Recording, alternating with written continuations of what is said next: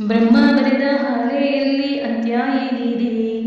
ಸುಖ ದುಃಖ ಎರಡು ಅವನ ಸೂತ್ರದಲ್ಲಿದೆ. ಬ್ರಹ್ಮ ಬರೆದ ಹಾಳೆಯಲ್ಲಿ ಅಂತ್ಯ ಏನಿದೆ? ಸುಖ ದುಃಖ ಎರಡು ಅವನ ಸೂತ್ರದಲ್ಲಿದೆ. ಬಲಿಯಾಯಿತೆ ಬದುಕು ವಿಧಿಯಾಟಕ್ಕೆ, ಬಲಿಯಾಯಿತೆ ಬದುಕು ವಿಧಿಯಾಟಕ್ಕೆ. ಬ್ರಹ್ಮ ಬರೆದ ಹಾಳೆಯಲ್ಲಿ ಅಂತ್ಯವೇನಿದೆ? ಸುಖ ದುಃಖ ಎರಡು ಅವನ ಸೂತ್ರದಲ್ಲಿದೆ. ಏಕೆ ಅಳುವೆ ಬಾಳಿನಲ್ಲಿ ನೋವ ಕಳೆವೆ? ದಾಹ ತರುವ ಕರುಳಿನಲ್ಲಿ ನಾನು ಬೆರೆವೆ.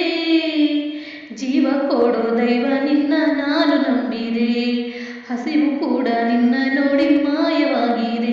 ಇರಲಾರನ ಕ್ಷಣವು ನಿನ್ನ ಕಾಣದೆ, ಇರುಳಿಲ್ಲದೆ ಜಗವು ನೀನಿಲ್ಲದೆ.